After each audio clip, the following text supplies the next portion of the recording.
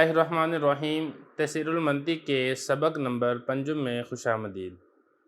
गुज़श्ता सबक के अंदर हमने दलालत और दलालत की किस्में पढ़ी थी। मैं ख़ुलासतन उसको दोबारा थोड़ा सा बता देता हूँ। दलालत कहते हैं कि दाल अपने मदलूल की तरफ रहनुमाई करे, इसको दलालत कहा जाता है। यानी एक चीज़ है, इससे दूसरी की तरफ आपको रहनुमाई हासिल हो रही है, दूसरी चीज़ का पता चल रहा है, ये दलालत है। फिर इस दलालत की दो किस्में थी, दलालत लफ्ज़िया और दलालत गैर लफ्ज़िया।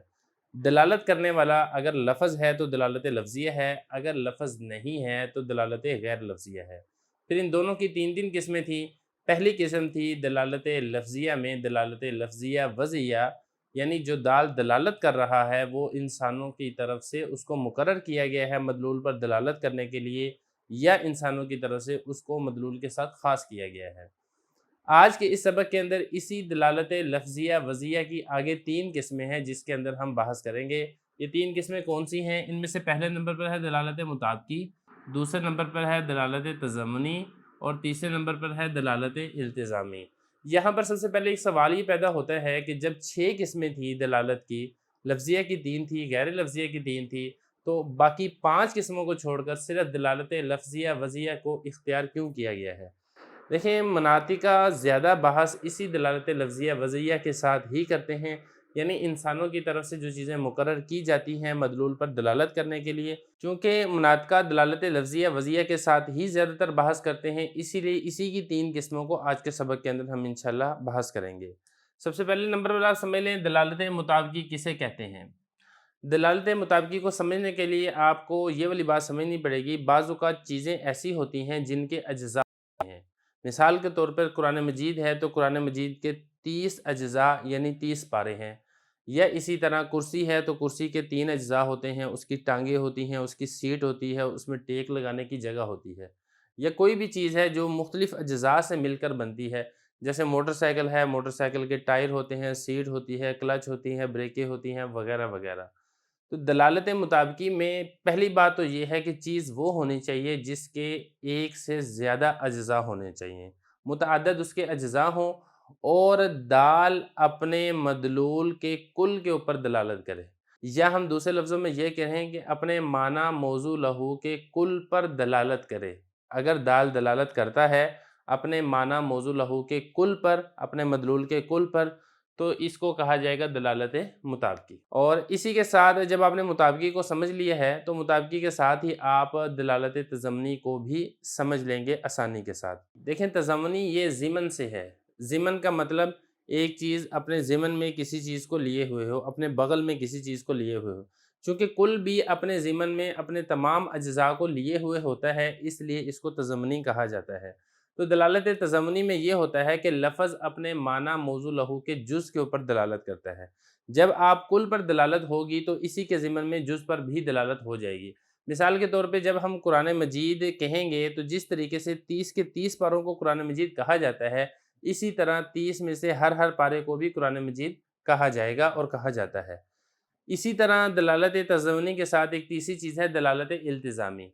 दलालत इल्तिज़ामी में लफ़्ज़ ना तो अपने माना मौज़ू लहू के कुल पर दलालत करता है, ना ही अपने माना मौज़ू लहू के जुज़ पर दलालत करता है, बल्कि लफ़्ज़ दलालत करता है अपने माना मौज़ू लहू के किसी ऐसे वصफ़ के ऊपर जो उसके माना मौज़ू लहू के साथ ख़ास होता है। मिसाल के तौर पे जब हम सूरज कहें और सूरज कहकर हम धूप मुराद लें, आपने दरवाज़ा खोला और दरवाज़ा खोलने के बाद आपने देखा जो धूप है, धूप कमरे के अंदर आ गई है, आप कहें कि सूरज कमरे के अंदर आ गया है। अब यहाँ पर सूरज बोल के जो सूरज की गोल टिकिया है ये मुराद नहीं होती, बल्कि सूरज का एक लाज़मी वصफ़ है जो सूरज के साथ हमेशा पाया जाता है, और वो वصफ़ होता है धूप। तो यहाँ पर सूरज बोलकर उसके वصफ़ लाज़िम मुराद लिया जाता है, इसको कहते हैं दलालत इल्तिज़ामी। ये इसी तरह इंसान है, इंसान के अंदर एक ख़ासियत होती है काबिलियत इल्म। इंसान के अंदर अल्लाह पाक ने एक सलाहियत रखी है कि इंसान इल्म हासिल कर सकता है, आलिम बन सकता है। तो इंसान बोलकर उसकी काबिलियत इल्म मुराद लेना, यही दलालत इल्तिज़ामी है। तो ये 3 चीज़ें हैं, इनकी कुछ मिसालें आप समझ लें, मिसालों से बात समझनी ज़रा आसान हो जाएगी। फिर इसके बाद इंशाअल्लाह अगले सबक के अंदर हम इबारत को हल करेंगे। दलालत मुताबिकी की मिसाल जैसे कुरान मजीद है। अब कुरान मजीद बोलकर पूरा कुरान मजीद अगर आप मुराद लेते हैं, अब देखें कुरान मजीद के 30 अज्ज़ा हैं। اب پورا قرآن مجید مراد لیا جا رہا ہے، تو لفظ اپنے معنی موضوع لہو کے کل پر دلالت کر رہا ہے۔ میں یہاں پہ لکھ بھی دیتا ہوں، بلکہ انشاءاللہ ہم اگلے سبق میں لکھیں گے۔ اپنے معنی موضوع لہو کے کل پر دلالت کر رہا ہے تو یہ دلالت مطابقی ہے۔ اور اسی طرح کل کی مثال اور بھی، موٹر سائیکل آپ نے بولا ہے اور موٹر سائیکل بول کر آپ نے پورا موٹر سائیکل ہی مراد لیا ہے تو یہ دلالت مطابقی ہے۔ فیصل آباد آپ نے شہر بولا ہے اور اس سے مراد آپ کا پورا فیصل آباد شہر ہے تو یہ دلالت مطابقی ہے۔ پاکستان آپ نے بولا ہے، اس سے مراد پورا پاکستان ہے تو یہ دلالت مطابقی ہے۔ کار آپ نے بولی ہے، جہاز آپ نے بولا ہے، کوئی بھی لفظ بولا ہے، ایسا لفظ جس کے اجزاء ہیں اور وہ تمام کے تمام اجزاء پر دلالت آپ کر رہے ہیں، مدلول اس کے تمام اجزاء پر لفظ دلالت کر رہا ہے تو یہ دلالت مطابقی ہے۔ اور اس کے ساتھ ہی دلالت تضمنی بھی آپ کو سمجھ میں آ جائے گی۔ جیسے کل پر دلالت ہوتی ہے، اسی طرح اس کے ضمن میں جز پر بھی دلالت ہو جاتی ہے، تو لفظ کی دلالت اس کے اجزاء میں سے بعض اجزاء کے اوپر یہ دلالت تضمنی ہے۔ مثال کے طور پہ آپ قرآن مجید کی تلاوت کر رہے تھے اور تلاوت کرنے کے ساتھ جب آپ نے تلاوت کی ہے، ایک پارہ آپ نے تلاوت کی، 2 پارے آپ نے تلاوت کی، کسی نے آپ سے پوچھا آپ کیا کر رہے تھے، تو آپ اس کو آگے سے جواب دیتے ہیں کہ میں قرآن مجید پڑھ رہا تھا۔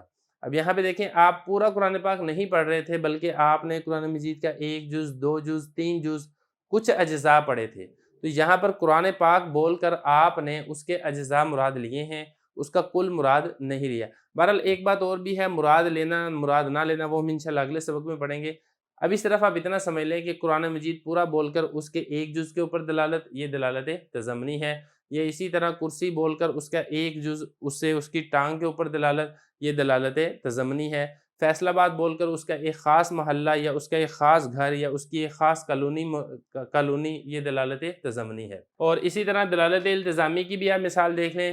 مثال کے طور پہ ہم حاتم بولتے ہیں، اب حاتم تائی ایک شخص کا نام تھا جو سخاوت کے اندر مشہور تھا، لیکن حاتم بول کر اس کا ایک جو وصف لازم ہے وہ سخاوت ہوتی ہے، تو جیسے حاتم بول کر حاتم کی ذات کے اوپر دلالت ہوتی ہے، اسی طرح اس کے وصف لازم یعنی سخاوت کے اوپر بھی اسی کے ساتھ ہی دلالت ہو جاتی ہے، تو یہ دلالت التزامی ہے۔ یہ اسی طرح دلالت التزامی کی آپ دوسری مثال لے لیں، سورج بول کر جس طریقے سے سورج کی ذات گول ٹکیا کے اوپر دلالت ہوتی ہے، اسی طرح سورج کا جو وصف لازم ہے، اس کی گرمی، اس کی تپش، اس کی دھوپ، اس کے اوپر بھی ساتھ ہی دلالت ہو جاتی ہے، تو یہ دلالت التزامی ہے۔ تینوں قسمیں ہم نے پڑھ لی ہیں، اگلے سبق میں ہم اس کی عبارت لکھیں گے، اس کے بعد ہم اس کی تشریح کریں گے، اور مراد لینا اور مراد نہ لینا اس کے متعلق بھی ایک بحث ہے، وہ بھی ہم انشاءاللہ اگلے سبق میں کور کریں گے۔ بسم اللہ الرحمن الرحیم۔ تفسیر المنطق کے سبق نمبر 5 میں خوش آمدید۔ دلالت کی بحث چل رہی تھی کہ دلالت لفظیہ وضعیہ کی 3 قسمیں ہیں، وہ 3 قسمیں ہم نے تفصیل کے ساتھ سمجھ لی تھی۔ آج کے سبق میں ہم اسی 3 قسموں کی عبارت کو حل کریں گے۔ سب سے پہلے نمبر پر دیکھیں دلالت مطابقی یا دلالت مطابق، وہ دلالت لفظیہ ہے۔ تو یہ ساری کی ساری جو تینوں دلالتیں ہیں یہ دلالت لفظیہ ہوں گی، دلالت غیر لفظیہ نہیں۔ دلالت لفظیہ ہے کہ لفظ اپنے پورے موضوع لہو پر دلالت کرے۔ یہاں پہ موضوع لہو کہا ہے، آپ یہ بھی کہہ سکتے ہیں کہ دال اپنے مدلول پر دلالت کرے، لیکن چونکہ اس کے اندر وضع کا عمل دخل ہے، اور یہ والی بات پہلے گزر چکی ہے کہ لفظ کو وضع کیا جاتا ہے کسی خاص معنی کے لیے، تو جس کو وضع کیا جائے وہ موضوع ہوتا ہے، اور جس کے لیے وضع کیا جائے اس کو موضوع لہو کہتے ہیں۔ تو دال یہ موضوع ہوگا اور مدلول یہ موضوع لہو ہوگا۔ تو لفظ یعنی جو کہ دال ہے یہ دلالت کرے گا اپنے پورے موضوع لہو یعنی مدلول، اپنے موضوع لہو پر دلالت کرے گا، اس کے کل کے اوپر دلالت کرے گا۔ انہوں نے اس کی مثال دی ہے انسان۔ انسان کی جو تعریف مناطقہ کرتے ہیں وہ 2 اجزاء ہیں، ایک اس کا جز ہے حیوان یعنی انسان جاندار ہوتا ہے، اور دوسرا اس کا جز ہے ناطق کہ انسان کلام کرنے والا ہوتا ہے، بولنے والا ہوتا ہے۔ تو جب ہم انسان بول کر اس کا پورا مجموعہ مراد لیتے ہیں حیوان ناطق، تو یہ دلالت مطابقی ہے۔ تو یہی انہوں نے کہا ہے جیسے انسان کی دلالت مجموعہ حیوان ناطق کے اوپر، اور اگر اس کل کے اوپر دلالت نہ ہو تو یہ دلالت مطابقی نہیں بلکہ دلالت تضمنی ہوگی۔ اس کے ساتھ اب آگے اس کی تعریف بھی دیکھ لیں۔ دلالت تضمن یہ ہے کہ لفظ اپنے موضوع لہو، لفظ یعنی دال، اپنے موضوع لہو یعنی مدلول کے جز پر دلالت کرے، کل پر دلالت نہیں بلکہ جز پر دلالت کرے۔ جیسے انسان کی دلالت حیوان پر یا پھر ناطق پر، لفظ انسان بولا آپ نے اور اس کی دلالت جیسے حیوان ناطق پورے مجموعہ کے اوپر ہو رہی ہے، اسی طرح جب مجموعہ کے اوپر ہو رہی ہے تو حیوان کے اوپر تو بطریق اولا ہو رہی ہے، تو حیوان کے اوپر جو دلالت ہے اس کی یہ دلالت تضمن ہے۔ یا اسی طرح ہم یہ کہیں کہ لفظ انسان کی دلالت صرف اور صرف ناطق کے اوپر یہ دلالت تضمنی ہے۔ یہاں پر ایک چیز آپ اور سمجھ لیں کہ ایک چیز ہوتی ہے کہ مراد لینا یا مراد نہ لینا، تو اس میں یہ والی بات نہیں ہے کہ اگر آپ اس کا پورے معنی موضوع لہو کو مراد لیں گے تو دلالت مطابقی ہوگی، اور اگر جز کو مراد لیں گے تو دلالت تضمنی ہوگی، اور اگر لازم وصف کو مراد لیں گے تو دلالت التزامی ہوگی۔ ایسی بات نہیں ہے۔ بات اس میں یہ ہے کہ جب آپ نے اگر اس کا کل مراد لیا ہے تو کل کے اوپر جو دلالت ہوگی وہ قصدن ہوگی دلالت مطابقی، لیکن کل پر دلالت کے ساتھ ساتھ اس کے جز پر بھی دلالت ہوگی اور اس کے لازم وصف پر بھی دلالت ہوگی، لیکن یہ جو دلالت ہوگی یہ دلالت قصد کے ساتھ نہیں ہوگی بلکہ بغیر قصد اور بغیر ارادے کی ہوگی۔ دلالت ضرور ہوگی، کیونکہ جب آپ نے حیوان ناطق مراد لیا ہے تو اس کا جو جز ہے حیوان اس کے اوپر تو بطریق اولیٰ دلالت ہوگی۔ اگر آپ نے قرآن مجید کی دلالت پورے 30 اجزاء کے اوپر کی ہے تو پھر اس کا ایک ایک جز کے اوپر بھی قرآن پاک کی دلالت بطریق اولیٰ ہوگی۔ تو یہ بات نہیں ہے کہ اگر آپ مراد لیں گے تو تضمنی ہوگی، مراد لیں گے تو مطابقی ہوگی۔ مراد لیں یا مراد نہ لیں یہ تینوں دلالتیں پائی جائیں گی، لیکن فرق یہ ہے قصد اور بغیر قصد کا فرق ہے۔ آپ نے جس دلالت کا قصد کیا ہے وہ دلالت تو قصدن پائی جائے گی، اور جس دلالت کا آپ نے قصد اور ارادہ نہیں کیا ہے وہ دلالت بغیر قصد اور بغیر ارادے کے پائی جائے گی۔ تو یہ مثال آگی جیسے انسان کی دلالت صرف حیوان پر یا صرف ناطق کے اوپر۔ اب تیسرے نمبر پر دیکھیں دلالت التزام۔ دلالت التزام یہ ہے کہ لفظ اپنے موضوع لہو کے لازم پر دلالت کرے، یعنی کوئی ایسا اس کا معنی ہے، ایسا اس کا وصف ہے جو اس کی ذات کے اندر داخل نہیں ہے، اس کی ذات سے خارج ہے، لیکن اس کی ذات سے خارج ہونے کے ساتھ ساتھ اس کی ذات کو لازم ہے، اس کو کہتے ہیں وصف لازم۔ تو اگر لفظ بول کر اس کے لازم وصف پر بھی دلالت ہو رہی ہے تو یہ دلالت التزامی ہے، جیسے انسان کی دلالت قابلیت علم پر۔ دیکھیں اللہ تعالیٰ نے قرآن مجید میں انسان کے متعلق فرمایا الرحمن علم القرآن۔ رحمان کی ذات وہ ہے جس نے انسان کو قرآن پاک سکھایا، علمہ البیان، اس کو بولنا سکھایا۔ تو یہاں پر آپ دیکھیں اللہ تعالیٰ خود فرما رہا ہے کہ ہم نے انسان کو سکھایا ہے، قرآن پاک پڑھنا بھی سکھایا ہے، بولنا بھی سکھایا ہے۔ تو اس سے پتہ چلتا ہے کہ انسان کے اندر ایک صلاحیت ہے کہ وہ قرآن پاک سیکھ بھی سکتا ہے، علم حاصل کر بھی سکتا ہے، یعنی اس کے اندر قابلیت ہے علم حاصل کرنے کی۔ تو یہ اس کا ایک ایسا وصف ہے جو لازم وصف ہے انسان کا، لیکن یہ اس کی ذات کے اندر داخل نہیں ہے، ذات سے خارج ہونے کے ساتھ ساتھ اس کی ذات کو لازم ہے۔ تو جب آپ انسان بولیں گے تو جس طریقے سے حیوان ناطق پر دلالت ہوگی دلالت مطابقی اس کو کہا جائے گا، اسی طرح انسان بول کر حیوان پر بھی دلالت ہوگی یا اکیلے ناطق پر بھی دلالت ہوگی، اس کو دلالت تضمنی کہا جائے گا، اور اسی طرح اس کے ساتھ ساتھ اس کی قابلیت علم پر بھی دلالت ہوگی، اس کو دلالت التزامی کہا جائے گا۔ یہ اسی طرح حاتم کی میں نے مثال دی تھی کہ حاتم کا لفظ جب آپ بولیں گے تو حاتم تائی کی ذات پر دلالت بھی ہوگی، یہ دلالت مطابقی ہوگی، اور حاتم تائی کی ذات کا ایک وصف خارج ہے جو اس کی ذات کا حصہ نہیں ہے لیکن اس کی ذات کو لازم ہے، اور وہ وصف ہے سخاوت، تو اس کی سخاوت پر بھی ساتھ ہی دلالت ہو جائے گی، تو اس کو کہا جائے گا دلالت التزامی۔ تو یہی کہا گیا کہ جیسے انسان کی دلالت قابلیت علم پر۔ تو یہاں پر ہمارا یہ سبق مکمل ہو چکا ہے، دلالت لفظیہ اور وضعیہ کی قسمیں۔ اس کے بعد اس کی تمرین ہے، اس کی مشقی سوالات ہیں جو ہم انشاءاللہ اگلی سبق کے اندر کریں گے۔ بسم اللہ الرحمن الرحیم۔ تفسیر المنطق کے سبق نمبر 5 کی تمرین میں خوش آمدید۔ سبق نمبر 5 کے اندر ہم نے دلالت لفظیہ وضعیہ کی 3 قسمیں پڑھی تھی، دلالت مطابقی، دلالت تضمنی اور دلالت التزامی۔ آج کے سبق میں اسی سبق سے متعلقہ کچھ سوالات ہیں جن کو ہم ایک ایک کر کے حل کریں گے۔ سوال آپ دیکھ لیں، اشیاء ذیل میں دال اور مدلول لکھے جاتے ہیں، ان میں دلالت کی قسمیں بتاؤ۔ یہ کل 7 ہیں، بلکہ 1 2 3 4 5 6 7، ان 7 کے اندر آپ نے دال بتانا ہے اور مدلول بتانا ہے، بلکہ وہ تو لکھے ہوئے ہیں دال مدلول۔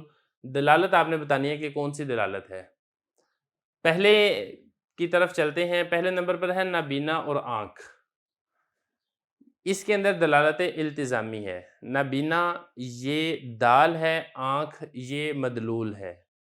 نابینا دلالت کرتا ہے آنکھ کے اوپر، اور آنکھ یہ اس کا وصف لازم ہے نابینا کا، تو نابینا کی دلالت آنکھ کے اوپر یہ دلالت التزامی ہے۔ یہاں پر سوال ہی پیدا ہوگا کہ نابینا آنکھ اس کا کیا تعلق ہے؟ نابینا کی تو آنکھیں ہوتی ہی نہیں ہیں، تو نابینا سے آنکھ پر کیسے دلالت ہو رہی ہے یہ سمجھنا بڑا ضروری ہے۔ دیکھیں عربی کا ایک محاورہ ہے تعرف الاشیاء بازدادها، کہ چیزوں کی پہچان اس کی ضد کے ساتھ ہوتی ہے۔ آپ نے اگر مٹھاس کو پہچاننا ہے کہ مٹھاس کس کو کہتے ہیں، تو جب تک آپ کو کھٹاس کا نہیں پتہ ہوگا آپ مٹھاس کو نہیں پہچان سکتے۔ اگر آپ نے دن کو پہچاننا ہے کہ دن کس کو کہتے ہیں، تو اس کے لیے ضروری ہے کہ آپ کو رات کی بھی پہچان ہو۔ جب آپ کو رات کی پہچان ہوگی تو اس کی ضد دن کی پہچان آپ کو خود بخود ہو جائے گی۔ تو یہ چیزیں ہوتی ہیں کہ کھٹاس کی پہچان مٹھاس سے ہوتی ہے۔ اسی طرح نبینا، جس کی آنکھیں نہ ہو، جب تک آپ کو آنکھوں کا نہیں پتہ ہوگا تب تک آپ کو نبینا کا پتہ نہیں چلے گا۔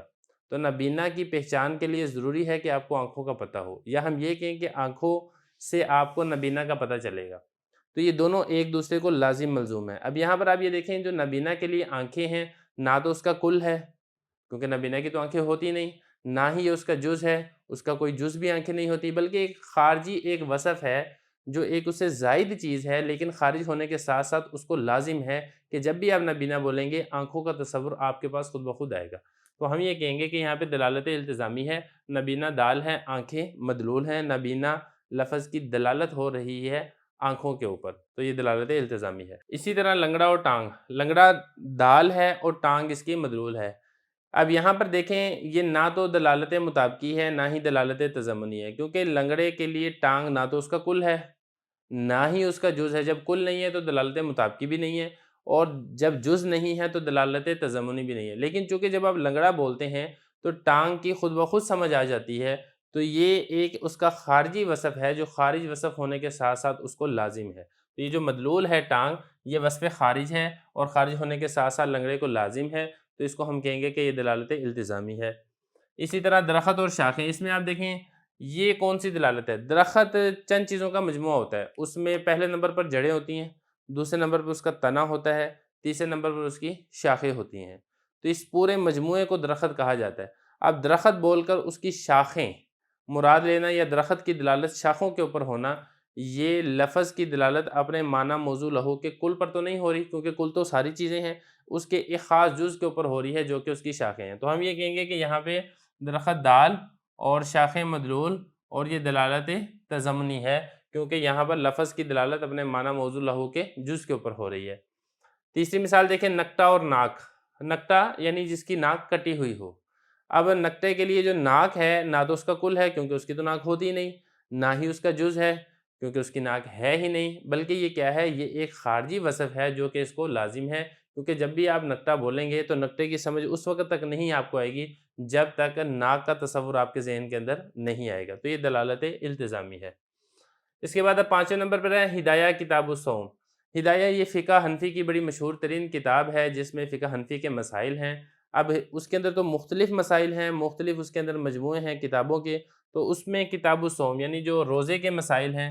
اب ہدایہ پوری کتاب بول کر کتاب الصوم کے اوپر اس کی جو دلالت، یہ لفظ بول کر اپنے معنی موضوع لہو کے جز کے اوپر دلالت ہے، کیونکہ اس کے کل میں تو سارے کے ساری کتابیں ہیں، سارے کے سارے اجزاء ہیں، کتاب الحج بھی ہے، کتاب الزکوٰۃ بھی ہے، وغیرہ وغیرہ، لیکن جب صرف کتاب الصوم کے اوپر دلالت ہوگی تو یہ لفظ کی دلالت اپنے معنی موضوع لہو کے جز پر دلالت ہے، جز پر دلالت ہونے کی وجہ سے ہم کہیں گے کہ یہ دلالت تضمنی ہے۔ اسی طرح ہدایت النور مقصد اول، یہ بھی کتاب ہے ہدایت النور، اس کے بھی کچھ چیپٹر ہیں، کچھ ابواب ہیں۔ پہلے چیپٹر کا نام مقصد اول ہے، تو یہاں پر بھی لفظ کی دلالت پوری کتاب کے اوپر تو نہیں ہو رہی بلکہ اس کتاب کے ایک جز مقصد اول کے اوپر ہو رہی ہے، لہذا یہ دلالت تضمنی ہے۔ اور اسی طرح چاقو اس کا دستہ۔ اب چاقو کے متعلق یہ والی بات پہلے گزری تھی کہ چاقو کے دو اجزاء ہوتے ہیں، ایک اس کا دستہ ہوتا ہے، دوسرا اس کا پھل ہوتا ہے جہاں سے کاٹا جاتا ہے۔ اب چاقو کی دلالت اگر پورے کے پورے اس کے اوپر ہوگی تو یہ دلالت مطابقی ہوگی، لیکن چاقو کی دلالت صرف اس دستے پر ہو یا پھر صرف اور صرف پھل پر ہو تو یہ دلالت تضمنی ہے، دلالت مطابقی بھی نہیں ہے اور دلالت التزامی بھی نہیں ہے۔ یہاں تک ہمارا 5واں سبق مکمل ہو گیا ہے، اس کے بعد ہم انشاءاللہ 6واں سبق شروع کریں گے۔ بسم اللہ الرحمن الرحیم۔ تفسیر المنطق کے سبق نمبر 6 میں خوش آمدید۔ آج کے سبق کے اندر ہم مفرد اور مرکب کو پڑھیں گے۔ تو مفرد اور مرکب میں سب سے پہلی بات تو آپ یہ سمجھیں کہ یہ مفرد اور مرکب وہ نہیں ہیں جو آپ صرف میں یا نحو میں پڑھ چکے ہیں، کیونکہ صرف اور نحو میں ہم نے یہ پڑھا تھا کہ لفظ اگر ایک ہے تو وہ مفرد ہے، اور اگر ایک سے زائد ہیں، 2 ہیں، 3 ہیں، 4 ہیں، جتنے بھی زیادہ ہیں وہ سارے کے سارے مرکب ہیں۔ لیکن جب ہم منطق کی اصطلاح کی بات کرتے ہیں تو منطق کی اصطلاح میں مفرد اور مرکب کا یہ مفہوم نہیں ہے، مفرد اور مرکب کا مفہوم بالکل الگ ہے۔ سب سے پہلے آپ مرکب کو سمجھ لیں، جب آپ مرکب کو سمجھ لیں گے تو مفرد کا مفہوم آپ کو خود بخود سمجھ میں آ جائے گا۔ مرکب کی میں نے تعریف یہاں پہ لکھی ہے، لفظ کے جز سے معنی کے جز پر دلالت کا ارادہ کیا گیا ہو، یعنی جو الفاظ ہیں اس کے اجزاء ہیں، ایک جز نہیں ہے، 2 ہیں، 3 ہیں، 4 ہیں، 5 ہیں، پہلی بات تو یہ ہے۔ اور جو اس کے معنی ہیں، معنی کے بھی اجزاء ہیں، اور لفظ کے اجزاء معنی کے اجزاء پر دلالت بھی کرتے ہوں، نمبر 1، اور اس دلالت کا آپ نے ارادہ بھی کیا ہو۔ مثال کے طور پہ میں یہاں پہ کچھ الفاظ لکھتا ہوں، کتاب والی الفاظ لکھ دیتے ہیں، زید کھڑا ہے۔ اب یہ دیکھیں، یہ کچھ الفاظ ہیں، اس کے اجزاء ہیں، پہلا جز ہے زید، یہ ہو جائے گا پہلا اول، دوسرا ہے کھڑا، اور تیسرا ہے۔ یہ 3 اجزاء ہیں ان الفاظ کے، اور معنی بھی 3 ہی ہیں۔ اب معنی میں ایک تو ہے زید کی ذات، اور دوسرا ہے اس کا کھڑا، اور تیسرا ہے اس کا ہونا، یعنی کھڑا ہوا ہونا۔ تو معنی بھی 3 ہیں، الفاظ بھی 3 ہیں، اور یہ لفظ اس معنی پر دلالت بھی کرتے ہیں۔ مطلب یہ لفظ آپ کو یہی بتا رہے ہیں کہ زید کھڑا ہے، ایک بات، اور دوسری بات یہ کہ آپ نے ان الفاظ سے ان معنی پر دلالت کرنے کا ارادہ بھی کیا ہے، کیونکہ جب آپ یہ والی بات کہتے ہیں زید کھڑا ہے تو گویا کہ آپ یہ بتانا چاہتے ہیں، زید کے کھڑے ہونے کی آپ خبر دینا چاہتے ہیں، تو زید کے کھڑے ہونے پر دلالت آپ خود ارادہ کر رہے ہیں جس کی آپ خبر دے رہے ہیں۔ تو اگر یہ ساری چیزیں پائی جائیں گی تو پھر یہ مرکب ہے، یعنی لفظ کے اجزاء بھی ہونے چاہیے جیسے کہ یہاں پہ اجزاء ہیں، اور یہ اجزاء اس کے معنی کے اجزاء پر دلالت بھی کرتے ہوں، جیسا کہ یہ الفاظ زید کے کھڑے ہونے والے معنی پر دلالت بھی کرتے ہیں۔ اور تیسری اور آخری اور اہم بات یہ ہے کہ اس دلالت کرنے کا آپ نے قصد اور ارادہ بھی کیا ہو، اور اگر ان میں سے کوئی ایک شرط بھی نہیں پائی جائے گی تو وہ مفرد ہوگا۔ مثال کے طور پہ اگر ہم کسی کا نام رکھ دیتے ہیں حیوان ناطق،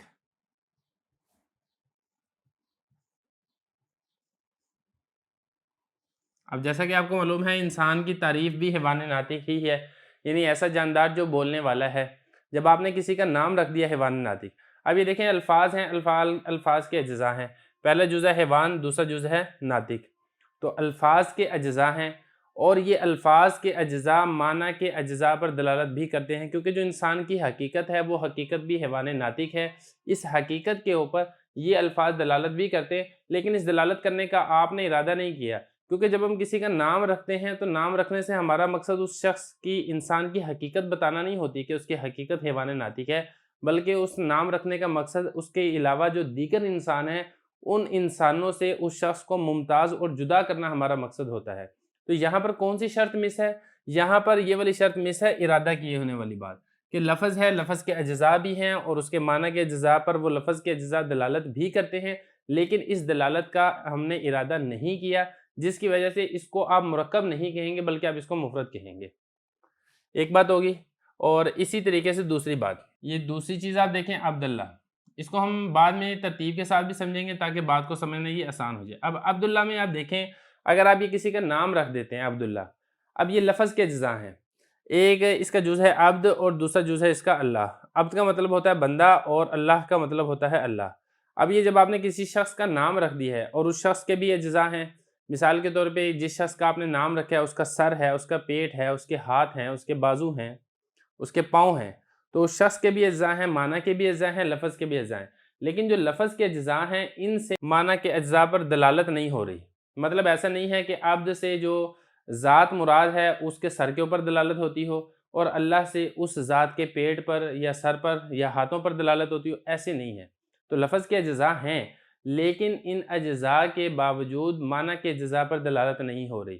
ہاں، اگر آپ اس سے مراد یہ لیں گے اللہ کا بندہ، تو پھر اللہ کا بندہ یہ اس کا معنی ہے، اور عبداللہ یہ اس کے الفاظ ہیں۔ الفاظ کے اجزاء معنی کے اجزاء کے اوپر دلالت بھی کریں، کیونکہ عبد یہ دلالت کر دے گا بندے کے اوپر، اور اللہ یہ دلالت کرے گا اللہ کی ذات کے اوپر، تو اس وقت تو پھر اس کو مرکب کہا جائے گا۔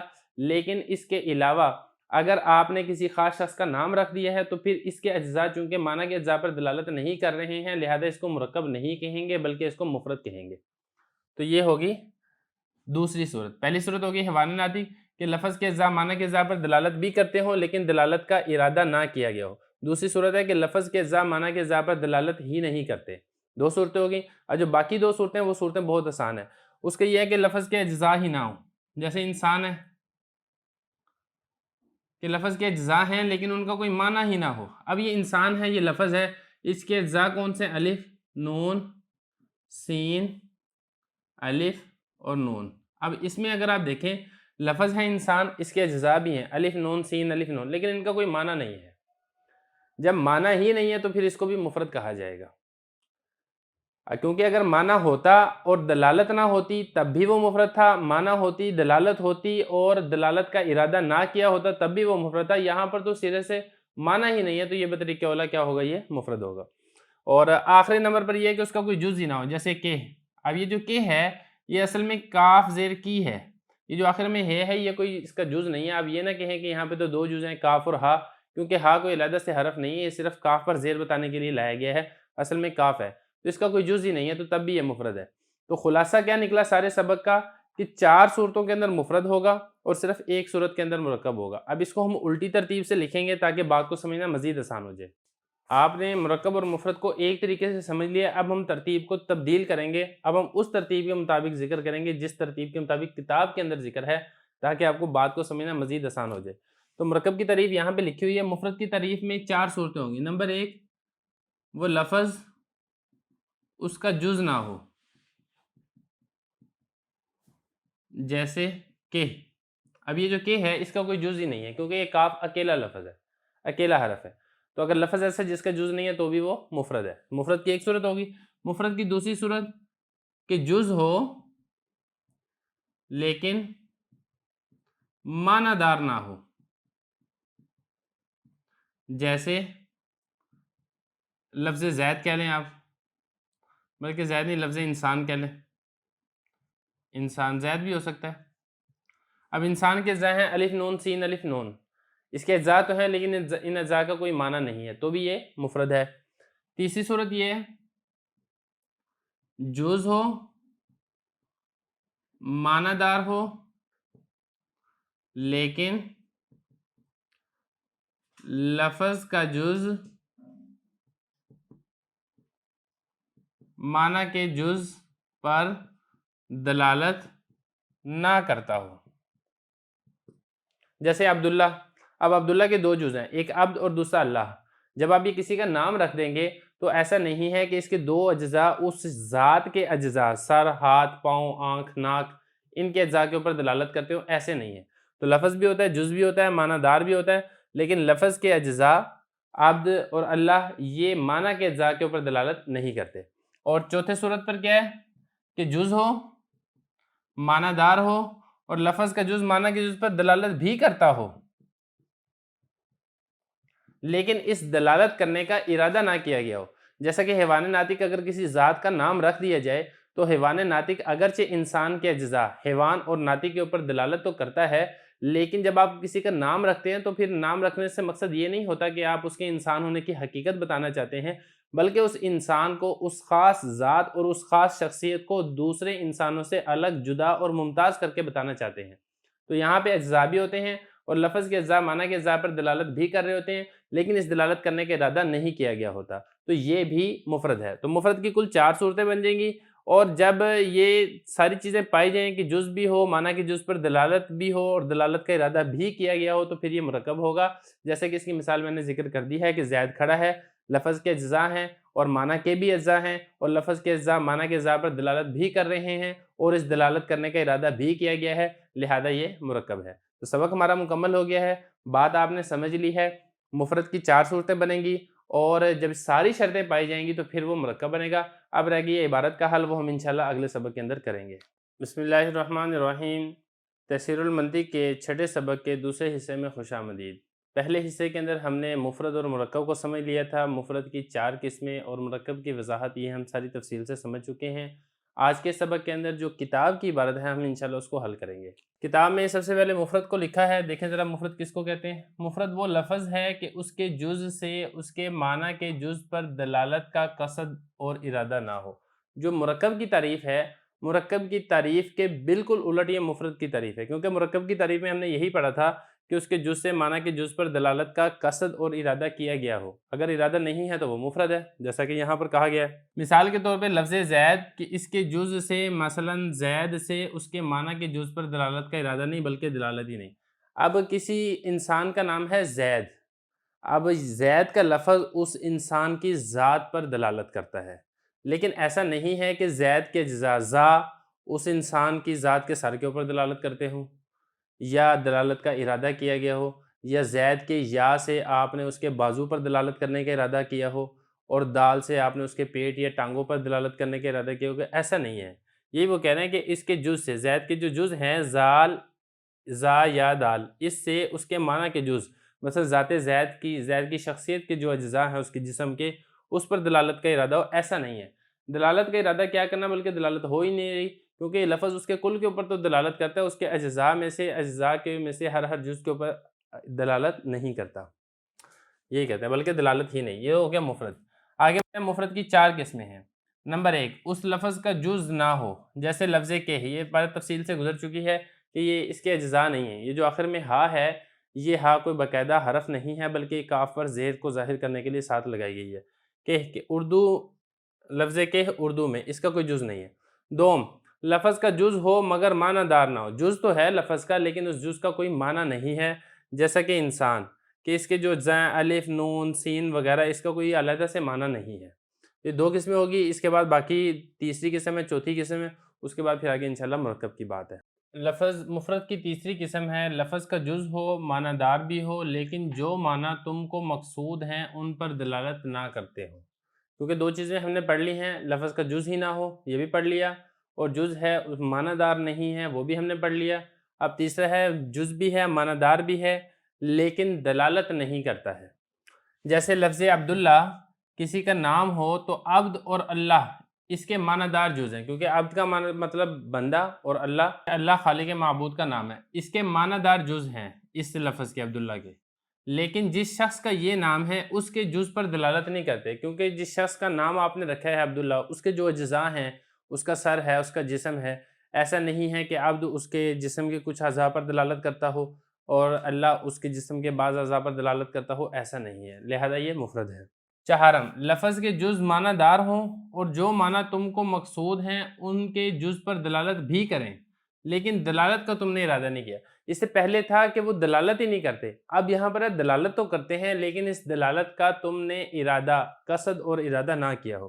جیسے حیوان ناطق کسی شخص کا نام رکھ دیں تو معنی مقصود کے جز پر اس کے جز دلالت کرتے ہیں، اس لفظ کے جز، یہ جو جز ہے نا حیوان ناطق، یہ اجزاء معنی مقصود، کیونکہ جو ہمارا مقصد جو شخص ہے اس کی حقیقت بھی حیوان ناطق ہے، تو حیوان ناطق جو اس کا معنی ہے اس کے اجزاء پر، کیونکہ معنی میں ایک حیوان ہے دوسرا ناطق ہے، الفاظ میں بھی ایک حیوان ہے دوسرا ناطق ہے، تو اس الفاظ کے اجزاء معنی کے اجزاء پر دلالت تو کرتے ہیں، مگر نام رکھنے کی حالت میں یہ دلالت مراد نہیں، کیونکہ جب آپ نام رکھتے ہیں کسی کا تو پھر یہ مقصد نہیں ہوتا کہ آپ اس کی حقیقت بتانا چاہتے ہوں کہ یہ حیوان ناطق ہے، بلکہ اس کو دوسرے انسانوں سے ممتاز اور الگ کرنا یہ مقصد ہوتا ہے۔ تو یہ یہاں تک ہو گیا، اس کے بعد آگے مرکب کی تعریف۔ بسم اللہ الرحمن الرحیم۔ تحصیل المنطق کا 6واں سبق ہے حل عبارت۔ گزشتہ سبق کے اندر ہم نے آدھی سے زیادہ عبارت کو حل کر لیا تھا، آج کے سبق میں جو باقی عبارت ہے مرکب کے متعلق ہم اس عبارت کو حل کریں گے، اور اس کے ساتھ ساتھ جو مشقی سوالات ہیں وہ بھی ہم آج کی ہی اس ویڈیو کے اندر مکمل کریں گے۔ تو مرکب کے بارے میں حضرت نے لکھا ہے، مرکب وہ لفظ ہے کہ اس کے جز سے معنی کے جز پر دلالت کا ارادہ کیا جائے۔ پہلی بات تو یہ ہے کہ وہ لفظ ہو، اس کے اجزاء ہونے چاہیے، ایک بات، اور دوسری بات یہ ہے کہ اس کے معنی کے اجزاء ہوں، 2 باتیں۔ تیسری بات یہ ہے کہ اس کے لفظ کے اجزاء معنی کے اجزاء پر دلالت کرتے ہوں، اور چوتھی بات یہ ہے کہ اس دلالت کا قصد اور ارادہ بھی کیا گیا ہو، جیسے زید کھڑا ہے، یہ ایک لفظ ہے، ایک جملہ ہے، یہ ایسا لفظ ہے، یہ ایسا جملہ ہے کہ اس کے جز سے معنی کے جز پر دلالت کا ارادہ کیا ہے، کیونکہ اس کا ایک معنی ہے اور وہ معنی بھی یہی ہے زید کا کھڑا ہونا، اور جب ہم یہ لفظ بولتے ہیں تو اس لفظ سے اس کے معنی کے اوپر دلالت بھی ہوتی ہے اور اس دلالت کا قصد اور ارادہ بھی ہوتا ہے، کیونکہ جب ہم کسی کو بتا رہے ہوتے ہیں زید کے کھڑے ہونے کے متعلق یا کوئی بھی خبر ہم دے رہے ہوتے ہیں تو ہم باقاعدہ قصد اور ارادے سے یہ خبر کو دیتے ہیں۔ تو یہ تو ہو گیا مرکب کی تعریف، مفرد کی تعریف پیچھے گزر چکی ہے۔ آگے کچھ سوالات ہیں، سوالات دیکھ لیں۔ ان مثالوں میں بتاؤ کون لفظ مفرد ہے کون مرکب ہے۔ سب سے پہلے ہے احمد۔ احمد لفظ مفرد ہے۔ مفرد کیوں ہے؟ کیونکہ ایسا نہیں ہے کہ اس کے اجزاء سے معنی کے اجزاء پر دلالت ہو، کہ احمد اگر کسی خاص شخص کا نام ہے تو اس کے اجزاء الف، اس سے اس کا سر مراد ہو، ہا سے اس کا پیٹ مراد ہو، میم سے اس کا دماغ مراد ہو، ایسا نہیں ہے، لہذا یہ مفرد ہے۔ اسی طرح آگے ہے مظفر نگر، ایک شہر کا نام ہے، یہ بھی مفرد ہے کیونکہ اس کا ایسا نہیں ہے کہ مظفر سے ایک علیحدہ حصہ مراد ہو شہر کا اور نگر سے اس شہر کا باقی آدھا حصہ مراد ہو، ایسا نہیں ہے، لہذا یہ کیا ہے، یہ مفرد ہے۔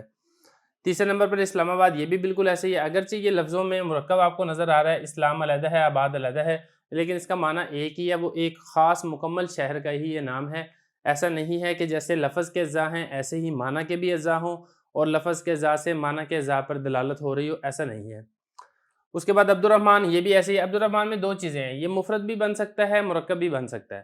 مفرد یہ اس طریقے سے بنے گا کہ کسی خاص شخص کا نام ہے تو پھر یہ مفرد بنے گا، کیونکہ اس صورت میں ایسا نہیں ہے کہ عبد سے مراد اس خاص شخص کے جسم کے کچھ اعضاء مراد ہوں اور رحمان سے اس خاص شخص کے جسم کے باقی اعضاء مراد ہوں، ایسا نہیں ہے، بلکہ اس پورے لفظ سے اس ایک ہی شخص کو مراد لیا جاتا ہے، مکمل کو ہی مراد لیا جاتا ہے، لہذا یہ مفرد ہے۔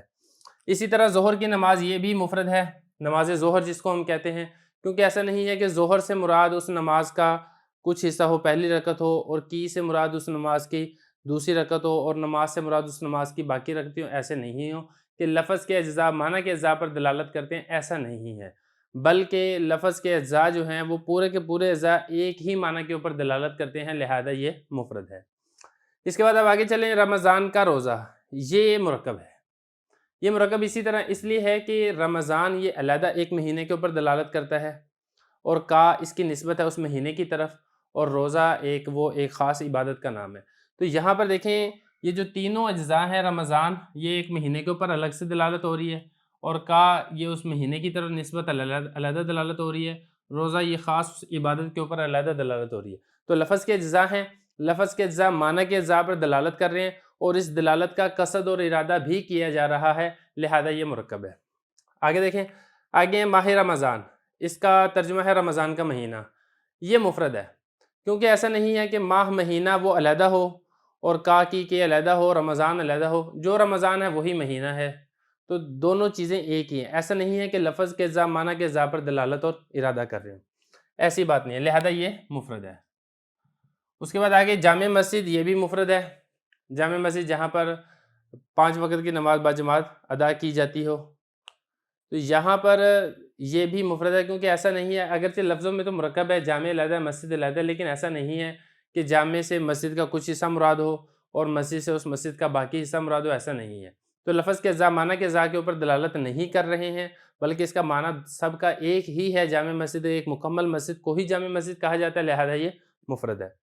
اس کے بعد اب آگے دیکھیں، دہلی کی جامع مسجد خدا کا گھر ہے، یہ مرکب ہے کیونکہ ایک پورا یہ جملہ ہے اور اس جملے کے اندر پہلی بات بتائی جا رہی ہے دہلی کی، اور دہلی ایک شہر کا نام ہے اور یہ کی اس شہر کی طرف نسبت ہے، جامع مسجد یہ اس کی مسجد کو بتایا جا رہا ہے، خدا کا گھر اس مسجد کے متعلق ایک چیز بتائی جا رہی ہے، تو لفظ کے بھی اجزاء ہیں، معنی کے بھی اجزاء ہیں، اور لفظ کے اجزاء معنی کے اجزاء پر دلالت کر رہے ہیں اور اس دلالت کا قصد اور ارادہ بھی کیا جا رہا ہے، لہذا یہ مرکب ہے۔ تو اس طرح ہمارا جو چھٹا سبق ہے یہ مکمل ہو جاتا ہے۔